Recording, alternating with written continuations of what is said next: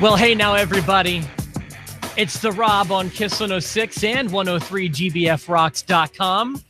Alongside my tag team partner, the devil incarnate, this is Jerry Valeri. Good morning, Jer. Good morning, Rob. They're not going to be chanting boring during our podcast today. No way. No. First of all, a few announcements before we get this show started. Absolutely. Number one, I believe I can speak for both of us when I say today's show is wardrobe provided by Mr. Stephen Henning. Santa Steve. Oh, my gosh. What a surprise. In the Valeri house, a big box comes and it's actually addressed to me. And the minute I saw Steve's name in the corner, I was like, oh, Santa Steve's come to Pennsylvania. Yeah, right? I opened it up and it was a Funko Pop of Kevin Owens, and I was so excited. And then I took it out, and underneath it was a shirt. And it's a KO Mania 3 shirt, and I love this shirt. I know you do. I do too. Pal, I always loved what he's done with the WrestleMania shirt, and I hope he's back in time so we can have a KO Mania 4 shirt. But this is some good stuff. I thank you, Steve. And you don't have that one, do you? I don't. No, I don't have that one at all. So this is really special. And I see you are rocking. It's true. It's damn true. A pretty mighty fine sweatshirt, courtesy of Santa Steve. Can't thank him enough. He's always way too generous this time of year. And to quote Rob's mom, what did you guys get, Steve? I'm sorry, dude. I mean, I don't know when he's coming in, and I feel I don't know. My mom certainly likes to rub our nose in it. Damn it, Nancy. I sent Rob a picture. I was like, Steve, send me this. Look at this cool stuff. And you were like, my mom wants to know what you got him. I'm the worst. I'm the worst. I've gotten him stuff before.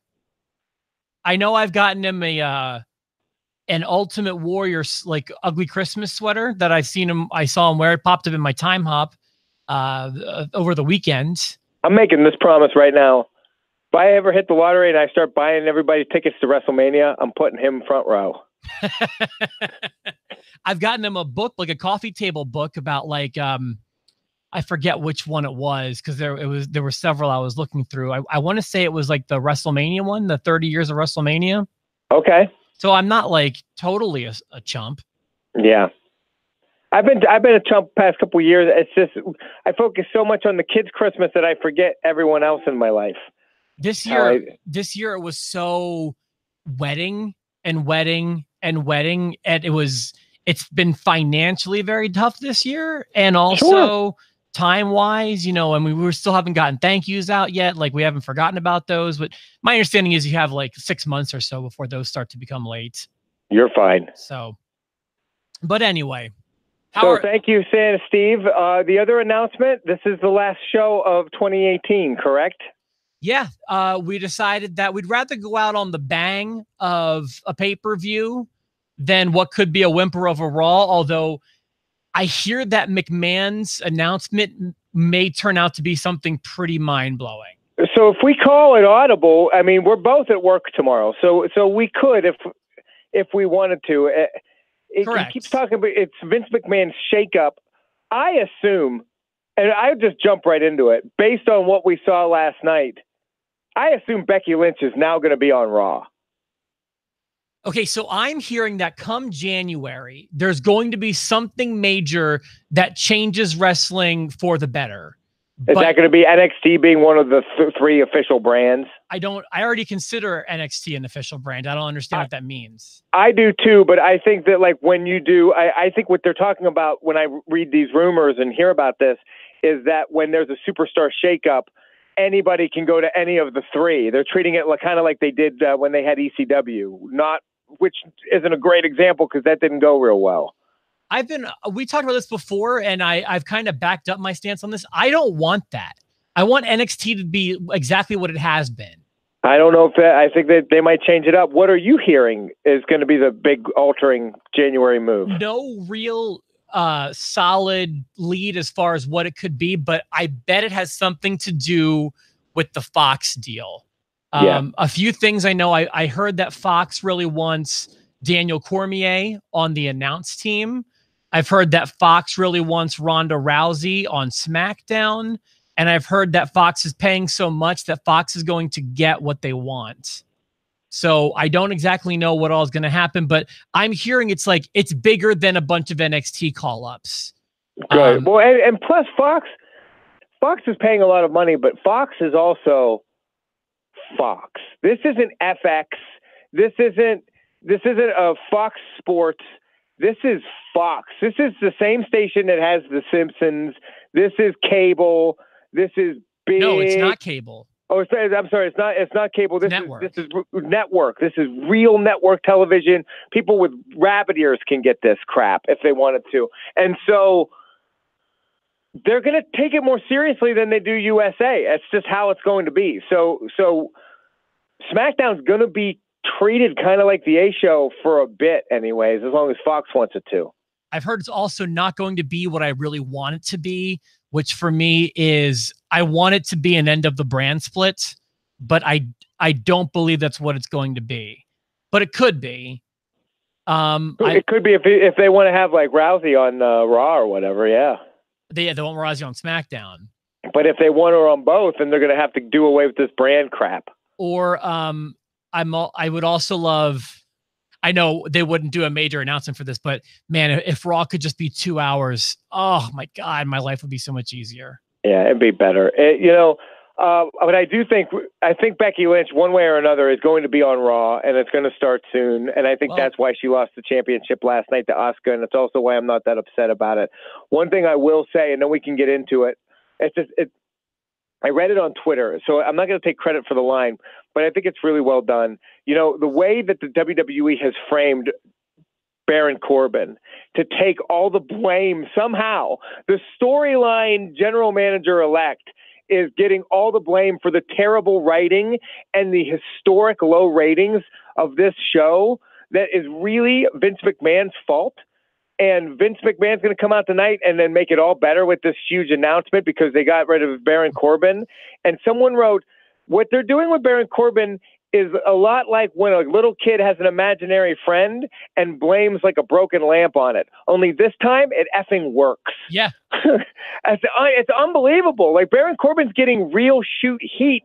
He's playing a character written by Vince McMahon, and they didn't write bad Raws on purpose. It's a very happy coincidence for them that Baron Corbin is leaving that role following the historic lows. And like I said, I do believe something big is going to happen tonight, or at least in the next month or so. Like I said, there's something really big brewing as we enter 2019. I just don't know what it is. That's exciting. That's exciting. What do you think about the pay-per-view last night? Let's start with letter grade. Do you want to? Yeah, I'd like to hear your opinion on it because mine, I'm all over the map. Really? Okay. I have an official letter grade. I flip-flopped all over the place.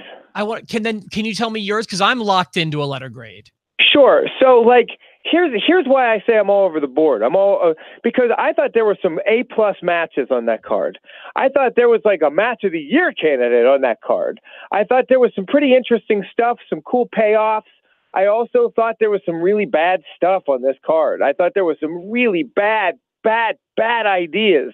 I thought that the first hour of the real pay-per-view was really poorly paced.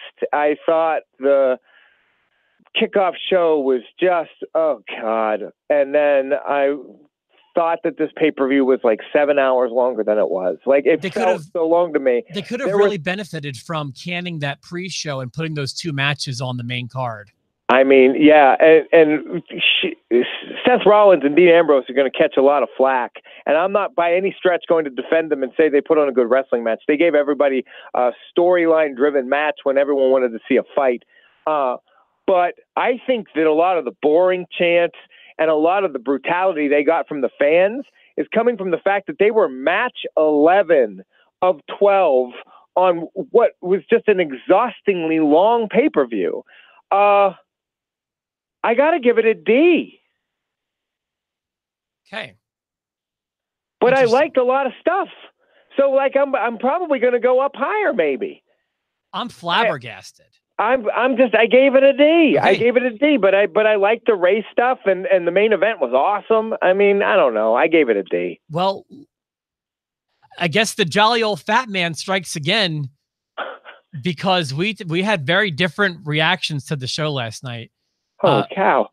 My grade was going to be a B+.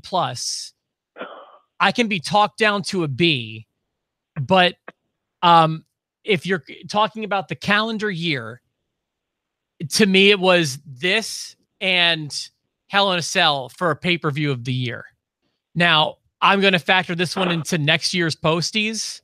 Okay. But I can't, with the possible exception of Hell in a Cell, I can't think of any pay-per-view I liked more in 2018 than TLC. And I'm shocked that I can't remember a time we've ever been this different, and I'm the one who liked it better. In the past, when we have been this different, it's been reversed. Yeah. So it's been reversed. Go ahead. I mean, you're not going to talk me out of it. It's okay. But I'd love to hear your opinions, because there were just things I didn't dig. It's weird because you just said I can't talk you out of it, but you also said earlier, before I gave my grade, that you could be talked out of it. So I guess I could be talked to a C, maybe. There was stuff I didn't like. I didn't like a lot of it. Let me just tell you where I was coming from. Let's hear it, pal. So I don't know how much of the pre-show you watched. I watched the last 25 minutes of it, starting with the Elias match that should have been on the pay-per-view, but whatever. I thought there was a lot of really good stuff last night. I thought that the bad stuff wasn't too bad. I agree that the beginning of the show was not the best way to, it was not the right foot to get things started on. You're starting with the Mix Max Challenge, pal? That could have been a pre-show match. That should have been. Should, not could, should. And the first one, instead everybody missed Buddy Murphy. Stupid. I agree. I didn't even see that match. Did you see it? No, but I read that it's an A+ match, and maybe it would have changed my opinion a little bit. The run sheet I have has it as a B+ match, but okay. Then we have Elias, which was what it was. They gave it a C-. That seems about fair. Yeah, yep. Listen, I'm going to give it to you. We started off slow with 2 tag team matches, the Mixed Max Challenge, and then the SmackDown Tag Team Championship match, which nothing, I mean, we got the end of the tournament, but... Why would you ever tag in the other team, by the way? Why would you ever? I just couldn't get by it. I was like, I hate this. But I mean, it's better than losing, isn't it? Like, if you're winded enough that you need out, wouldn't you want to tag in the other team than lose?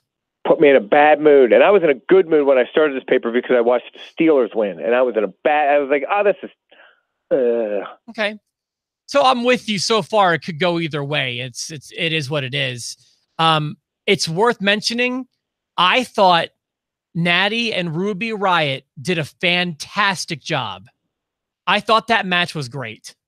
Not a match of the year, but for what I was expecting, I think for what all of us were expecting from a Natty Ruby Riott match, I think it over-delivered big time. Your thoughts? C-. Really? Maybe I shouldn't have watched it last night. Maybe I needed to wait until today. Maybe I wasn't in a good place. I don't know.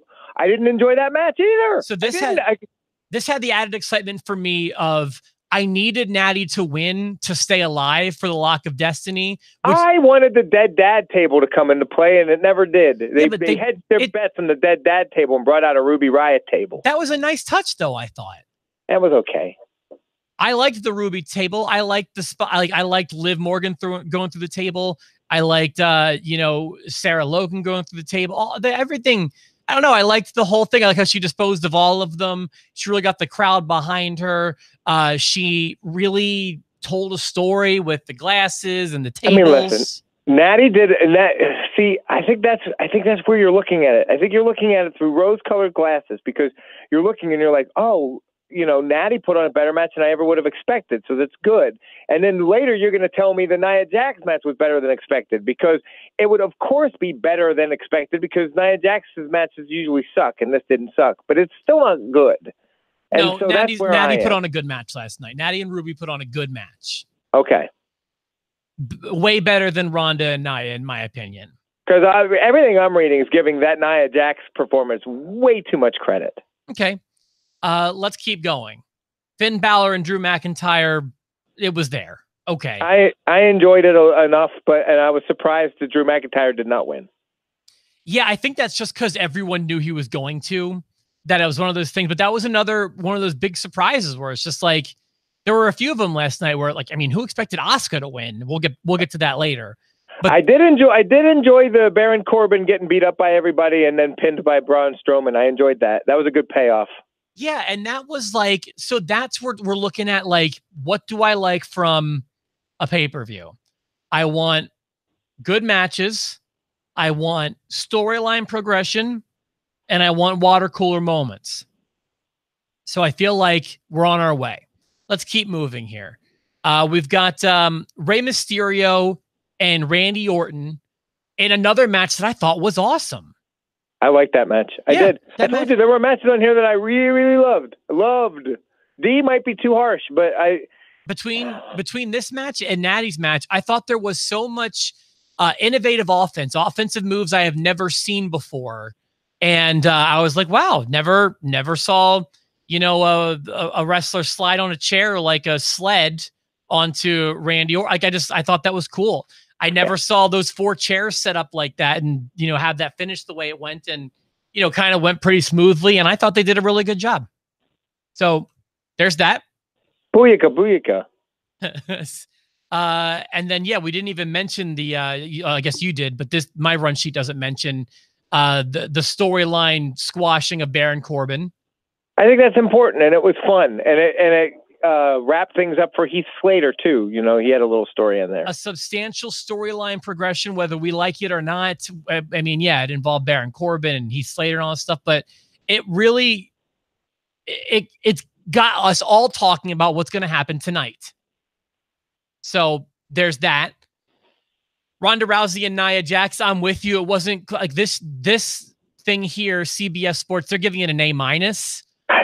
I'm with you. I think that's a little generous, but it wasn't bad. The one I read gave it an A, and I think it's baloney. I think it should give Ronda Rousey an A, because Ronda Rousey is carrying Nia Jax twice now to passable matches, and Ronda Rousey had a very good night, but Nia Jax doesn't interest me at all. Even like what they edit her to do in the packages they put together can't do it for me. Like, she's just the drizzling poops. I will agree with the second half in that I don't like her and I don't think that she's good, but I keep my statement. They had a fine match. It wasn't great. It was good. All right. And then what else do we have? There's not too much. Oh yeah. Daniel Bryan, AJ Styles. Let's see. They give this match, I think they gave it an A. Yeah, they gave it an A. Great match. Yeah, it was really good. Great match. I think that those two, if they let them have like 1 or 2 more, and you put them in if you progress it the right way and you put them in the right spot, they could like take a match of the year and just hold it all year. I mean, those two look like they're ready to have a match of the year. They're so close. That was really fun last night. Yeah, I thought they did a great job. I thought that was a match that maybe benefited from having no stips. They had me going crazy on a half crab, dude. Yeah, right. And there were a lot of times where I'm like, this AJ might win this. And yeah, I agree. I thought that it was really well done. I mean, nothing here has been a D performance yet. I mean, the first hour. First hour was an F for me. Okay, fine. I think F might be a little harsh, but okay. And then there's the main event, which everyone seems to agree. Like, they gave this an A+. I don't know about an A+, but you're skipping a big disappointment for a lot of people, bub. What did I miss? Seth Rollins and Dean Ambrose. Oh yeah, I guess there are some things I'm missing here. So, all right. Oh boy, that's a big disappointment. This match would have benefited from a stip, as we've mentioned a few times. I agree that they gave us a wrestling match when we wanted to fight. I thought that it definitely under-delivered, but I don't know that it was worthy of a boring chant. It may have been. The looks you could even see it on Seth and Dean couldn't believe they were getting a boring chant. They couldn't believe it. It wasn't great. Wasn't great. They weren't prepared for that. I think they would have benefited from having less time, which could have happened if you would have put one of those two or maybe even both those pre-show matches on the main card. But they had too much time to play with. I think a lot of the matches felt long. Even the main event, I could have been a little shorter on personally.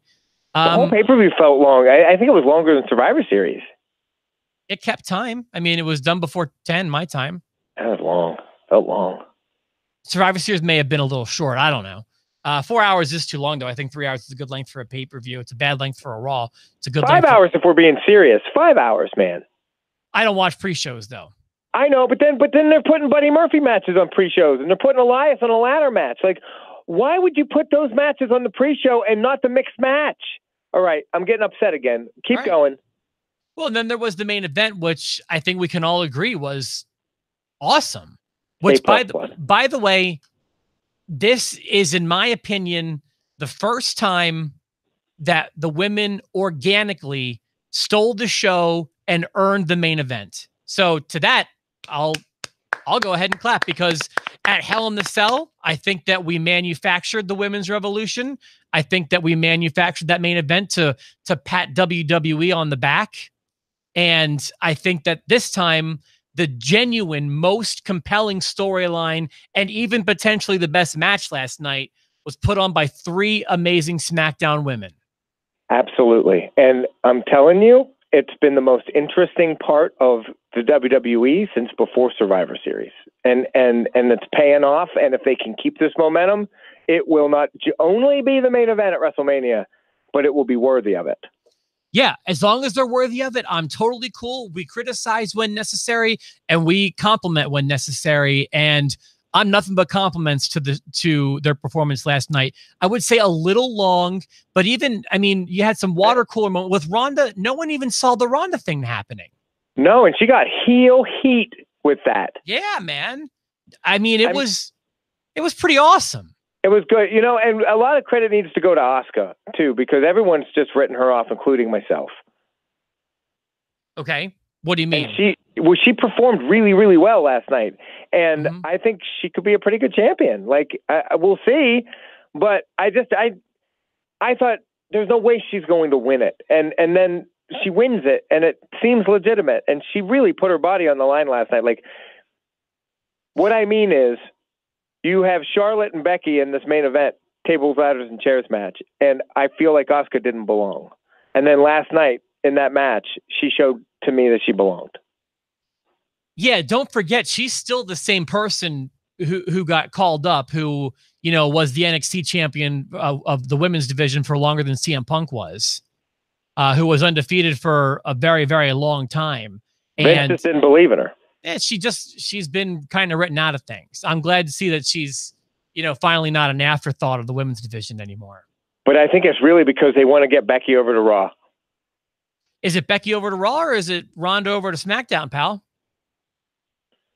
You're only hurting Raw more. Like, are they getting worried about Raw ratings? Because I don't see Raw ratings improving with Ronda Rousey going to SmackDown. I'm not positive Raw is top priority heading into 2019. It might be. Yeah, you have a year still. I mean, Fox is until 2020, isn't it? No, it's 2019. It's October. This October. Is it this October? Well, they still have time, but you're right. Okay. So yeah. I thought Fox was further down the road. So that's what I took from the show. I'm sticking with my B+. Do you want to wheel yours back at all? Or are you happy with your D? I'd give it a D+ or a C-. For me, it had less to do with some of the matches that we talked about that were good, and more to do with just like where they put matches, the lengths of certain things, and then certain expectations I had that just weren't met. I'm irritated with the Seth Rollins and Dean Ambrose thing. I'm annoyed with the first hour. Like, you give me a crappy first hour of a 4-hour pay-per-view, what do you expect? What do you expect? Okay. Well, I would have been a little disappointed if you would have backed it up too far. But, you know, I didn't think it was, I don't know. To me, it was in one of the top 2 pay-per-views of 2018. The fact that they put the 2 matches they did on the pre-show gives them an F for the kickoff show. F. First hour of the show, F. Good luck getting back from an F. Good luck. You have to work really hard to get back up from an F. I think D+, C- is generous. Then why don't you just say you give it a D+, I give it a B+. I'm curious, what do you think the post universe is going to think? I think they're going to side with you today. I do. You think? I do. I think they're going to side with you today. I feel like part of me feels like I'm being unreasonable, but at the same time, I just didn't like what I didn't like, and I didn't like it. I'm not giving you crap. I'm disagreeing with you, but I'm not giving you crap. I'm really curious. Now, I'm saying D+. I'll just say it. D+, and Rob says B+. Which do you guys choose? And if anybody says C+, I'm going to give you 5 across the face. Because I want don't hedge your bet. I thought it was. I wasn't too bored last. I don't know. I was entertained, and I presented my argument. Jerry presented his. I'm curious what everybody thought. Your argument had facts. It had logic, and it made sense. My argument was I didn't like it. Yours? Why? Because I didn't like it. Your argument was guttural, though. You watched the show and you didn't like it. Didn't like it. Why? Because I didn't. That's what your gut was telling you, though. Yeah. Oh, yeah. All night. All night. I was just like, what am I doing? If I watch This Is Us with my wife, I might get a beach. And instead, I'm watching this, and I'm not getting a beach. This Is Us wasn't on last night. No, but we tape them, pal. I tape them all. How far behind are you? The show's been off for a few weeks. We've got two episodes to go still. All you need to do is put on This Is Us, and it's go time. I mean, unless it's God, not when Jack died, not that Super Bowl episode. There were no beaches to be had. And to be fair, I wasn't in the mood. You got to keep her. If all it takes is This Is Us, and goddamn, pal, there's been how many episodes in the past 3 years? I know, and I'm really banking on this show Manifest that we've got saved up. I don't know what that's about, but she wants to start it. Oh yeah, Brittany was like that too. Manifest starts really good, and then it starts to get a little worse. Oh God, it's gonna be like Lost. That son of a bitch and show. Cash in early. Cash in on those first few episodes. All right. I wish that's. I mean, I feel like I've presented it to sound like, hey, we have this show we like. And every time we watch a show we like, I get some. That's not how that works. Okay. I was gonna say I'm a little jealous. This Is Us gets her in the mood sometimes. I think it's a combination of the white meat, dark meat, Kevin Randall sandwich. I think that's not hurting me at all. I was gonna say maybe it's not you getting the beach. Technically, it might be Jack. Yeah, it could be, but unfortunately I'm a whole hell of a lot more Kate than I am Randall. You're not Kate. I'm the Kate. Okay. And then I'm the Toby. I'm audio. All right, listen, unless something earth-shattering happens tonight, I'm not Miguel though, pal. If you ever die, I'm not marrying your wife. I'm no Miguel. Oh, right back at you, pal. I'm no Miguel. They try to make him a sympathetic character in that show. And the whole time I'm just like, you're banging your best friend's wife. You're banging her. You put it into play. You put it in places. You know it. And they say, but we love each other and we filled holes for each other. Yeah, you filled holes, pal. You filled holes. I'm no Miguel. I'm no Miguel. I'm no Miguel. I can tell you that much. All right, if I could remind everyone, like I said, today's episode will be our last. But please, if you see stuff you want to talk about in a news board or whatever, share it to post because we'll be back. We're just going away for a while, but we'll be back in January.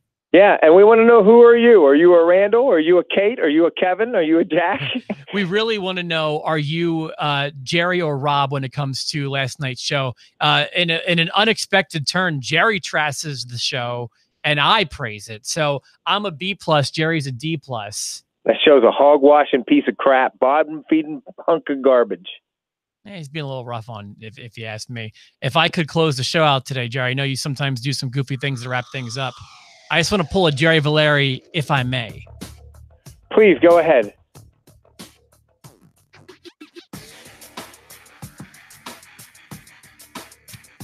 What's happening? I can't see anything. What's happening?